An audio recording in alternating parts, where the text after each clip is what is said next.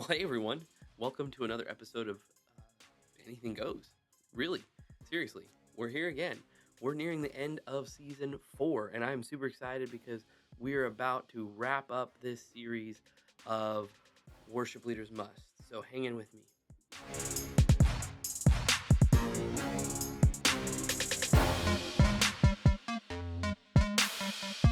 Well, hey everyone, welcome to Anything Goes, a Journey Home, a place to find hope, encouragement, inspiration, and motivation to do the same on your journeys wherever they may take you. I am your host, Andrew Geist, and I'm so happy to be with you today.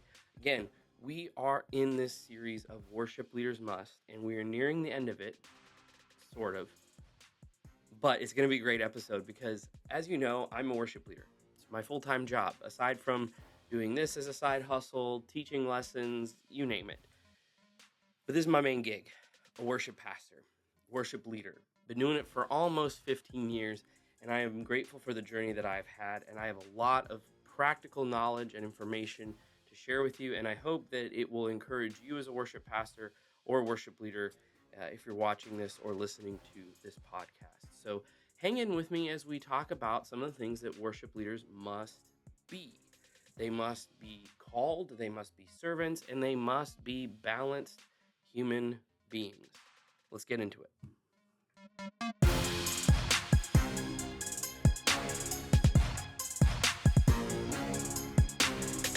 So, worship leaders must be something, but what must they be?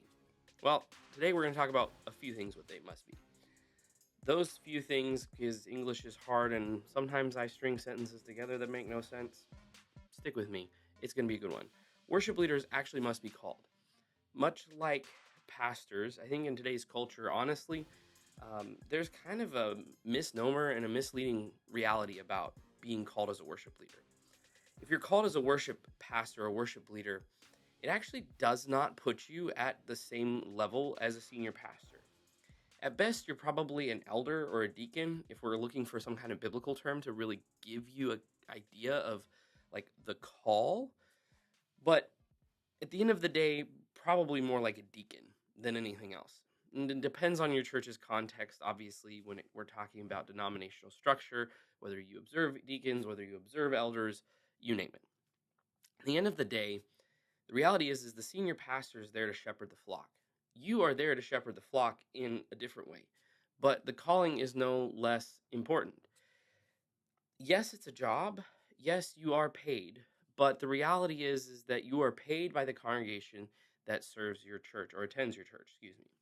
And because they pay you to be there as a staff person to lead worship, and whether that is you being stipend at $900 a month to you having a full-time salary, it doesn't really matter. The congregation is paying you to do that thing.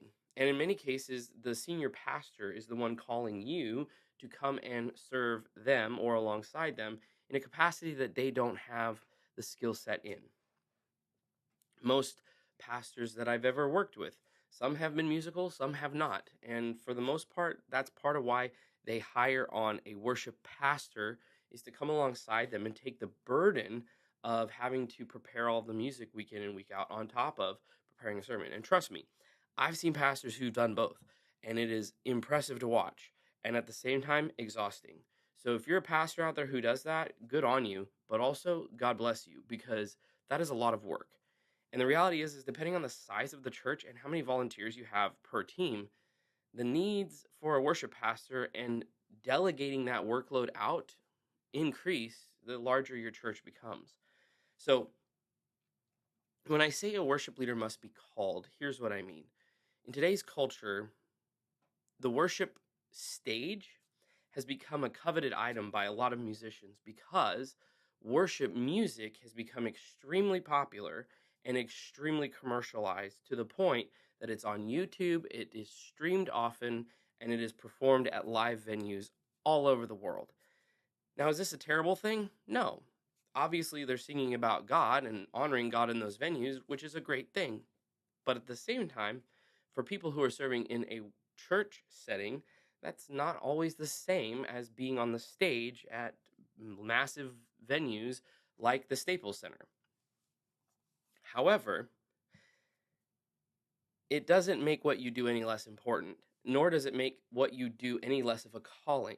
Because the reality is that if you're serving in a church in middle America or just an everyday Sunday kind of church, you have to contend with that level of expectation from you as a musician. And you have to be called to this kind of ministry and recognize that you are serving people first, not your own selfish interests, i.e., I want to become like the next Brandon Lake and become the next big time Christian recording artist.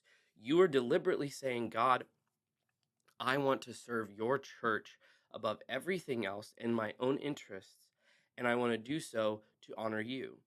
That is the most humble calling that one can have.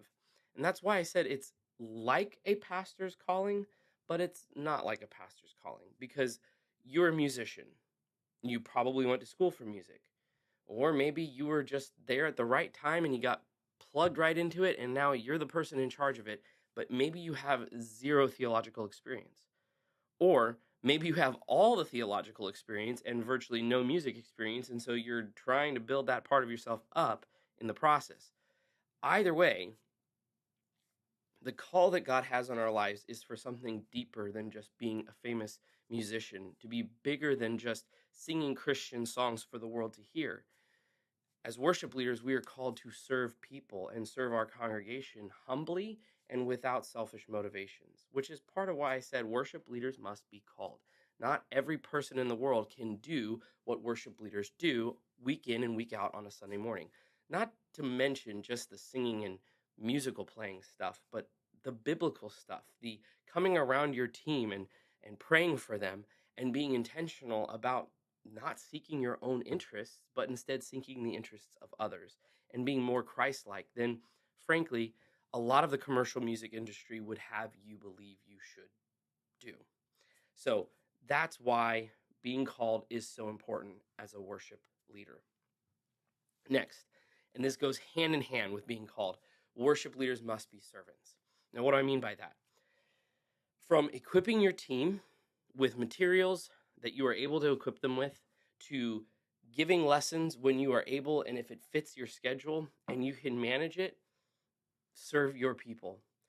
When it's providing music for a context that's outside of your normal Sunday routine, be a servant. Serve your church with music in whatever capacity they call upon you to serve them with music. Now, I'm not suggesting that you go out of your way to essentially burden yourself with so much responsibility and so many obligations that you burn yourself out. I'm saying use discernment and bless your church with the gifts of music where it seems appropriate. For example, one of the things that a lot of churches my size love to do is nights of worship. And my experience with nights of worship is that they do one of two things. They never sit in the middle, and they always seem to either really resonate with one group of people and they seem to really offend another group of people. And part of the reason is because it's really hard to thread that needle with a night of worship. You have a whole demographic of people who want nothing but slow, ballady, reflective music that only lifts up God at his most perfect, above everything else kind of music. And then you have another group of people who want songs that are rambunctious and get the joy and the fruit of the Spirit out of them in profound and physical ways. And nary the two shall meet. But at the same time, as a worship leader and as a servant, it can be very easy for us to look at nights of worship as an opportunity for us to show off. Look at what we can do. We did this incredible thing. We had this whole band up there and we did an amazing show. Is it a show? If we're servants first, it shouldn't be a show. It should never be a performance. It should always be an act of service to our church. And what do I mean by that? I mean, reevaluate things like nights of worship. Maybe it doesn't need to be a night of worship. Maybe it needs to be a night of prayer where it can be intentionally directed music towards those people who would like more pensive and reflective experience in their worship. And have that night of prayer with music essentially feed into another event that's important. Maybe you have a vision night, and maybe you have an event just before Easter where you want to gather around and pray together over the success of an Easter service or a Resurrection Sunday service. The other thing that you could do is intentionally pair your nights of worship, the big extravagant events, with some kind of other event that's going on. Maybe your night of worship can be the kickoff to something exciting. Maybe it's the kickoff to your children's ministry. Maybe it's the kickoff to your youth ministry. Maybe it's the kickoff to your discipleship ministries. Whatever it might be, find a way to pair that with what your church is already doing. And now your night of worship and now your nights of prayer, now everything that you do as a musician for the church is now an act of service, because it's not about your self-interest. It's about you serving the church with music and allowing that music and what you do to have purpose and a service to them towards the success that we're all aiming for, which is to seek those who are lost and bring them to Jesus. So that's why we want to be servants above everything else. And that is the best example I can give you of why being a servant is so important. Lastly, worship leaders must be balanced human beings. What do I mean by that?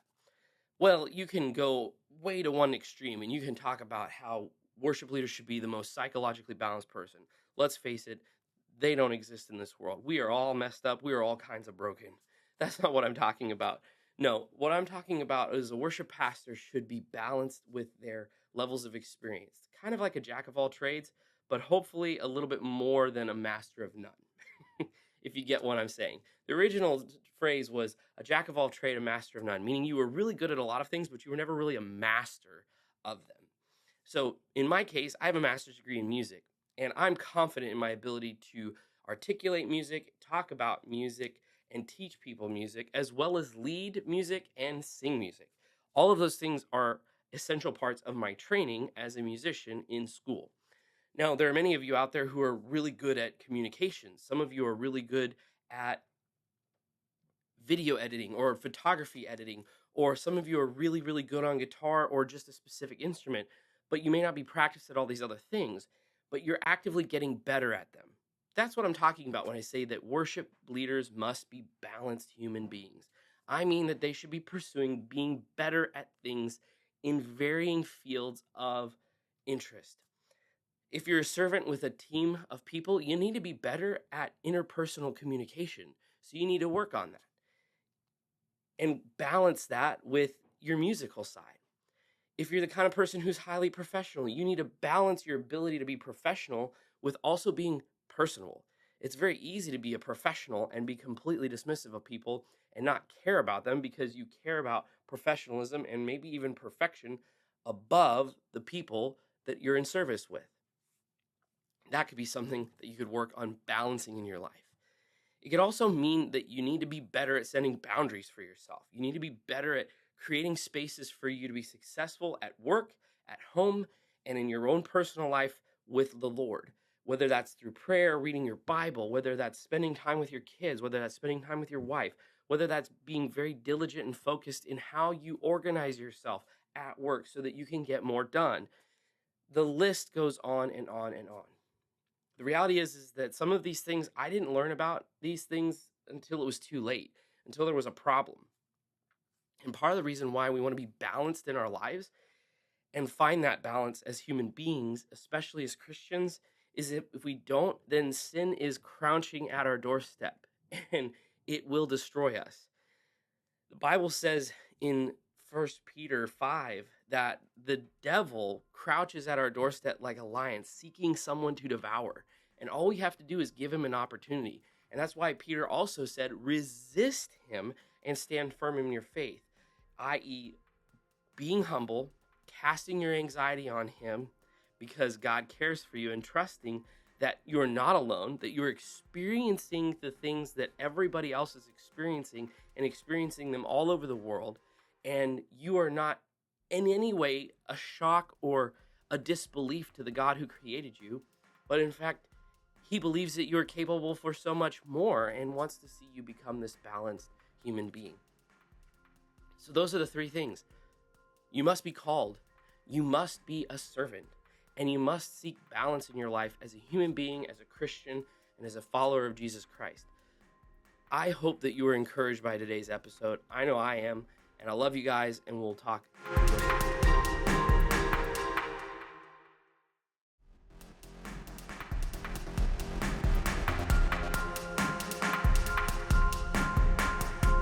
So I want you to do something.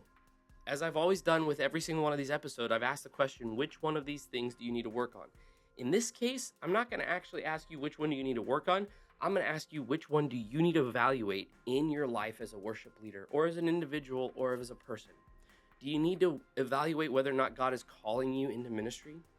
Do you need to evaluate your own call? Have you been doing ministry for a long time, but it hasn't quite worked?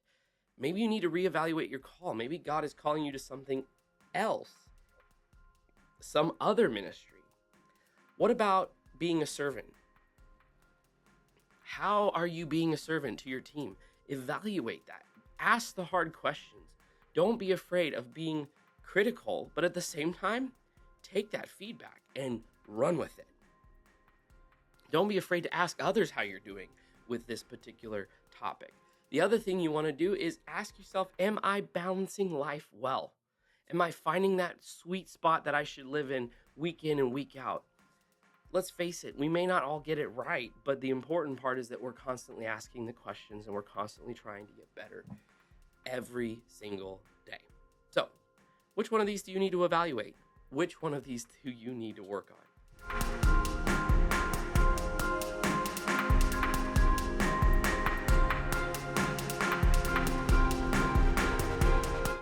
Well, hey everyone, thanks for listening to podcast today, for liking and sharing. If you're watching on YouTube or listening on Spotify or Apple Podcasts, don't forget to click subscribe and the bell so that you get notifications every time I take a journey. If you'd like to support this podcast, there's a link in the show notes and below.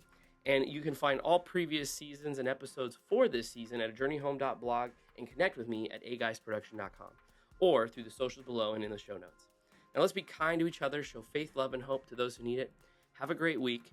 I am going home.